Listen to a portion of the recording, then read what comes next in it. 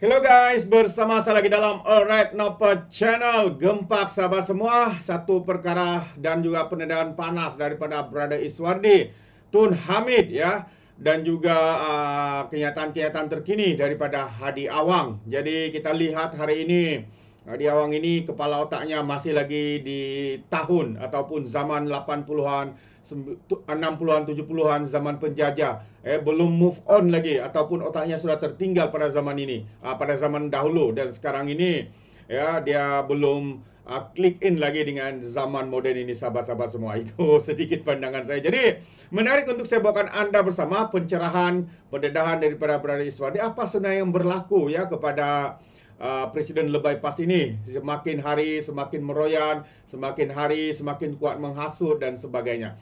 Jadi mari kita tonton video ini bersama-sama sahabat semua. Tapi jangan lupa juga untuk terus support media sosial kepada Brother Iswardi di TikTok, Twitter, mana lagi, X lah, Facebook dan juga YouTube. Begitu juga dengan Alright Nopa Channel. Jadi mari kita tonton bersama sahabat semua video ini. Okay, saya nak baca kenyataan Hadi Awang. Kenyataan Hadi Awang, tuan-tuan. Menarik kenyataan Hadi Awang ni. Berkenaan dengan kes Nick Allen. Cerita ni tak habis lagi tapi saya baca je lah. Malam ni kot sepatutnya ada Saiful kan. Dia live, Saiful live malam ni. Dengan, ke malam tadi saya tak ingat. Alright. Hadi beri peringatan kepada umat Islam termasuk raja-raja. Abdul Hadi kekal tidak berganjak dengan pendiriannya susulan keputusan Mahkamah Persekutuan yang membatalkan 16 penuntukan enakmen jenayah. Dalam catatan terbaru, Presiden PAS itu mengulas pendiriannya dengan alasan peringatan semua kepada umat Islam bertujuan supaya mereka menjaga akidah masing-masing. So kita baca. Ketinggian Islam wajib dipertahankan. Kita menerima perlembagaan persekutuan yang telah digubal oleh penjajah yang merancang kemerdekaan yang menipu umat Islam dengan tujuan tidak mahu sekali-kali memberikan kuasa kepada Islam. Walaupun negara kita dikatakan sudah merdeka dan penjajah asing pula sudah pulang ke negara asal mereka, mereka meninggalkan warisan yang masih menjajah kita melalui perlembagaan yang dicipta oleh Sultan Jaririk tanpa melibatkan. Dia quote kat sini, saya sekadar memberi peringatan kepada penganut Islam supaya menjaga dan mempertahankan akidah masing-masing. Bukanlah menghina khususnya pengamal undang-undang dan semua yang terlibat dengannya daripada kalangan para hakim dan peguam, termasuk ahli parlimen dan adun, bahkan raja-raja, supaya berwawasan akhirat dengan bijaksana memandangkan ke akhirat sana, bukan memandang kepentingan dunia sahaja. Kan? Bahkan raja-raja. Saya tak tahulah apa kerja KDN sekarang ni kan. Terang-terang lah benda ni berlaku, tuan-tuan. Menteri KDN tolonglah ambil tindakan. Okey. Harap ada yang buat laporan polis. Ni 3R. Jelas. Dia macam ni, tuan-tuan. Saya nak bacakan artikel yang ditulis oleh ataupun artikel yang ditulis oleh Hadi berkenaan dengan perkara ini. Pertama, dia menyentuh tentang akidah. Dia kata, akidah, tengoklah akidah kamu. Seolah-olah mempersoalkan undang-undang kanun jenayah PAS itu bersamaan dengan mempersoalkan akidah. Besar tu, tuan-tuan, tau. Besar implikasi tu. Mempersoalkan akidah, tuan-tuan. Maksudnya akidah tuan-tuan dan akidah saya yang mempersoalkan kanun jenayah PAS Kelantan itu boleh gugur kerana kita mempersoalkan, kerana kita membenarkan kanun jenayah itu dimansuhkan. Akidah ni. Itu kadang-kadang kan, saya tak faham bagaimana pemikiran seorang sokol tok guru tidak memahami perkara akidah, muamalah, munakahat, siasah, dia tak faham. Dia tak faham ke atau buat-buat tak faham, saya tak tahu. Saya keliru, tuan-tuan. Saya boleh nampak sudut pandang, saya faham sudut pandang dia. Sebab dia datang daripada pemikiran gerakan Islam yang masih lagi terjumut, terpaku dan terkaku dengan pemikiran gerakan-gerakan Islam zaman-zaman kejatuhan Khalifah Islamiyah. Dan juga ditambah pula dengan kefahaman Syiah bahawa pemerintahan imamah ini adalah akidah. Di dalam ahli sunnah wal jamaah, kita tak memandang kepimpinan itu sebagai perkara akidah. Kita memandang kepimpinan itu sebagai perkara sebagaimana muamalah. Interaksi di antara muamalah ni maksudnya interaksi di antara manusia. Tetapi di dalam PAS, terutama Hadi, disebabkan dia pro kepada Syiah, mereka memegang pandangan Syiah bahawa imamah itu atau kepimpinan itu sebagai perkara akidah. Di sini kita berbeza pandangan besar. Dan di sini kita nampak kenapa mereka berpandangan the way mereka berpandangan. Kenapa mereka merasakan bahawa apa yang kita lakukan selama ini sebagai tidak benar. Dan kita faham kenapa PAS pergi menentang kita selama ini. Dan apa yang mereka jual? Yang mereka jual satu je, tuan-tuan, akidah. Siapa yang lawan PAS, dia bersama dengan Islam. Siapa yang menentang PAS, bermakna dia menentang Islam. Itu yang dijual. Itu yang mereka jual selama ini. Walhal sebenarnya menentang PAS itu bukan menentang Islam. PAS adalah parti politik. Sama juga kita kata, bersamaan juga dengan perlembagaan. Sama juga dengan apa orang kata undang-undang. Undang-undang bukan akidah. Perlembagaan bukan akidah. Kita boleh, akidah ni tuan-tuan, kita tak boleh ubah. Asyhadu an la ilaha illallah wa asyhadu anna Muhammadar Rasulullah. Itu akidah kita. Kita tak boleh kata setelah 1400 tahun bosanlah ada dua je, kita tambah lagi satu. Wa asyhadu anna apa sambung. Tak boleh. Itu akidah. Akidah ni strict. Iman kita strict. Dia tak ada 50%, 99% tak ada. Dia 100%. Tetapi selain daripada akidah, muamalah umpamanya, kita boleh berbeza pendapat, kita boleh berbeza pandangan, kita boleh tambah, kita boleh kurang, kita boleh bahas, kita boleh kritik, kita boleh mansuh. Kerana kalau menentang jenayah PAS itu dianggap menentang akidah, adakah Hadi mengatakan bahawa ahli Dewan Undangan Negeri Kelantan itu sama dengan Tuhan? Sebab Tuhan kita tak boleh nak pertikaikan. Tapi manusia boleh kita pertikaikan. Benar kata Al-Quran, tuan-tuan. Bagaimana rahib kamu? Apa orang kata? Dia dalam Al-Quran menyentuh tentang bagaimana rahib-rahib ni apa orang kata, menjadi Tuhan. Kemudian ada sahabat bertanya, macam mana rahib itu menjadi Tuhan? Apabila mereka menghalalkan perkara yang haram dan mengharamkan perkara yang halal. Benda tu haram, dia kata halal. Benda tu halal, dia kata haram. Itu yang mereka jadi Tuhan. Benda yang bukan akidah, dia kata jangan melawan. Sebab ini adalah akidah. Dia tak nak kita persoalkan ketidakcekapan penggubal undang-undang. Kalau benda tu akidah, tuan-tuan, kenapa manusia yang mengubahnya? Kenapa manusia yang menggubalnya? Itu persoalan kita. Dan saya baca kenyataan daripada Hadi ni, ulasan Hadi yang mencabar perlembagaan. Okey, saya baca ni, bukan ni. Undang-undang penjajah masih kekal walaupun dah merdeka. Hadi. Walaupun telah mencapai kemerdekaan, negara Islam hilang integriti akibat menggagalkan undang-undang penjajah, kata Presiden PAS. Abdul Hadi berkata, para pejuang kemerdekaan satu ketika dahulu telah meletakkan batu asas dalam perlembagaan persekutuan di mana Islam sebagai agama persekutuan, manakala agama lain boleh diamalkan dengan aman dan damai. Namun semenjak itu dakwanya banyak pindahan undang-undang dibuat dengan meninggalkan syariat Islam. Dahulunya ada di kalangan para hakim yang bijaksana seperti Tun Saleh Abbas dan juga Tan Sri Harun Hashim dan juga lain-lain.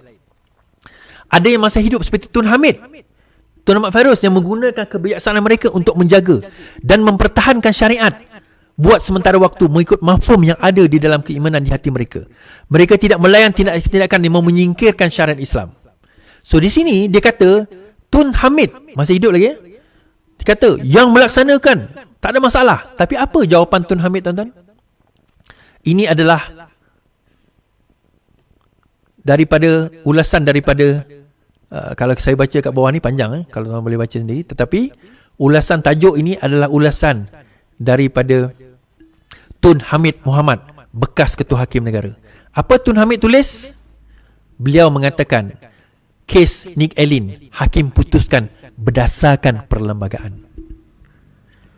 So, Kalau kita tengok kat sini tadi, Hadi kata ada yang masih hidup seperti Tun Hamid, mereka menjaga syariah. Tun Hamid kata tak ada masalah, betul lah, keputusan mahkamah itu adalah betul. Jadi sekarang ini hujah Hadi nak kononnya nak mempertahankan syariah dia tu, syariat dia tu, Tun Hamid sendiri mengatakan tak, kau salah, mahkamah betul. Ini tidak ada kena-mengena dengan akidah. Ini tidak ada kena-mengena dengan undang-undang Islam pun. Ini adalah undang-undang yang dibuat oleh ahli Dewan Undangan Negeri. Kemudian dia kata undang-undang penjajah. Saya tertarik dan ini pun antara perkara yang dulu saya fikirkan juga. Dia kata betul lah, penjajah yang buat undang-undang. Tapi timbul satu persoalan, adakah semua perkara dan ilmu yang baik, yang okey, yang tak bercanggah dengan Islam, saya ulang balik, adakah semua perkara yang ditinggalkan oleh orang bukan Islam itu wajib ditolak? Saya tanya pada tuan-tuan, adakah semua perkara yang dibuat, dicipta, ditinggalkan oleh orang bukan Islam itu wajib kita tolak? Kalau wajib tolak tuan-tuan, tuan-tuan tak boleh main handphone ni tau. Tuan-tuan tak boleh main TikTok. TikTok ni Cina punya. Cina ni banyak negara ateis tak percaya Tuhan. Tuan-tuan tak boleh main YouTube. Facebook. Facebook ni Mark Zuckerberg, Yahudi. Tuan-tuan tak boleh main YouTube. YouTube ni orang kafir punya. Twitter pun sama, Elon Musk, orang kafir. Kalau tuan-tuan beranggap demikian, bahawa apa yang ditinggalkan, yang dicipta, yang dibuat oleh orang kafir itu, orang bukan Islam itu sebagai perkara yang tertolak, tuan-tuan kena buang semua TV, telefon, teknologi, komputer, semua kena buang ni. Mikrofon semua kena buang. Tertarik saya adalah timbul satu persoalan. So, bukan, isunya bukan. Oh, tapi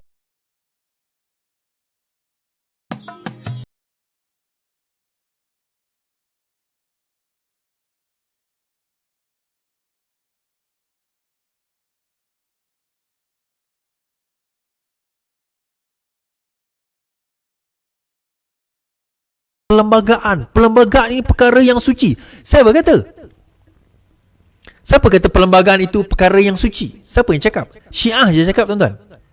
Orang Islam, ahli sunnah wal jamaah, Nabi SAW tak pernah tinggalkan salah satu rukun iman kita adalah perlembagaan. Tak pernah. Tuan-tuan ingat tak rukun iman ada berapa? Ada 6. Ada tak salah satu daripada 6 tu perlembagaan? Tetapi yang siapa yang ada menyentuh kepimpinan perlembagaan itu sebagai rukun iman? Syiah. Nah, yang buat saya tertarik adalah, okey, dia kata ini adalah perlembagaan penjajah, ini adalah undang-undang penjajah. Soalan saya, katakanlah PAS menang 2/3. Saya tertarik saya berminatlah nak adakan forum ni dengan pimpinan PAS yang paling tinggi. Yang cokia-cokia ni saya tak berminat. Yang paling tinggi, mungkin lepas ni saya minta Sinar organize kot. Sinar saya tahu yang publisher penerbit Sinar ni selalu dengar saya punya live. Saya minta kalau sekiranya perlembagaan yang ada di dalam negara kita ni perlembagaan penjajah dan wajib ditolak secara keseluruhannya, undang-undang ni wajib kita tolak secara keseluruhannya. Soalan saya kepada pemimpin PAS, katakanlah PAS menang 2/3 dan jadi kerajaan, apakah bentuk undang-undang dan perlembagaan yang mereka nak buat? Sebab saya akan persoalkan, kamu persoalkan undang-undang dan perlembagaan sekarang ini sebagai undang-undang penjajah. Apa beza undang-undang yang kamu buat? Tuan-tuan, perlembagaan kita daripada tahun 1957 bergabung dengan Sabah Sarawak 1963, kita dah melalui ratusan pindahan perlembagaan. Ratusan, tak tahulah, mungkin kalau yang kecil-kecil itu ribuan pindahan perlembagaan. Kalau dah berulang-berulang, mungkin ribuan dah. So, perlembagaan yang ada pada tahun 2024 ini, saya boleh kata, intipati dia tak sama dah dengan spirit tahun 1957 yang Lord Reed semua buat dahulu. Dah tak banyak tak sama. 63 itu pun dah banyak merubah dah. Itu sendiri pun dah banyak merubah. 63, Malaysian Agreement 1963. Malaysian Act 1963 dimasukkan dalam perlembagaan, itu pun dah banyak perubahan. Dah banyak mengubah perlembagaan kita. Nah, saya tertarik soalan saya. Apakah bentuk perlembagaan. Apakah perlembagaan? Ada tak orang PAS satu perlembagaan? Orang PAS boleh tak tunjukkan kepada saya, inilah perlembagaan Islam yang sebenar. Saya mohon supaya pimpinan PAS, supaya Hadi Awang keluarkan satu perlembagaan. Jangan sebut je, ini perlembagaan kafir, ini perlembagaan kafir. Okey, apa perlembagaan Islam?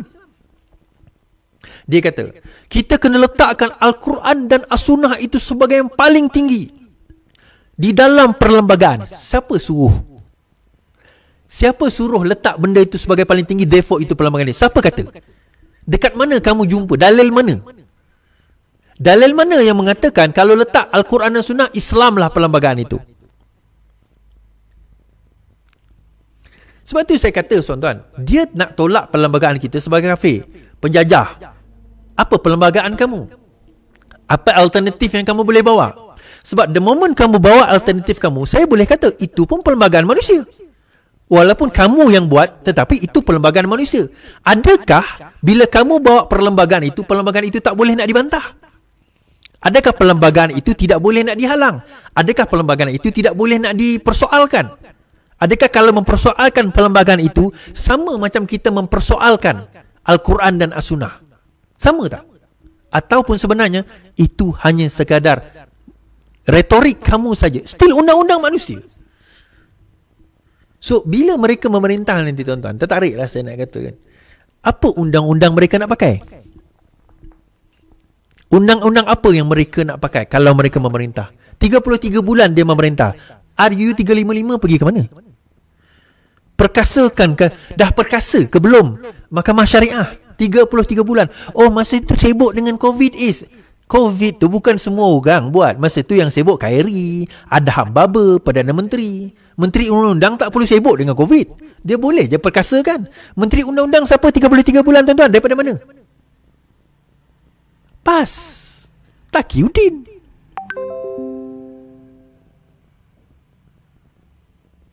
So dia berretorik ni memang cantik, memang selesa, memang best.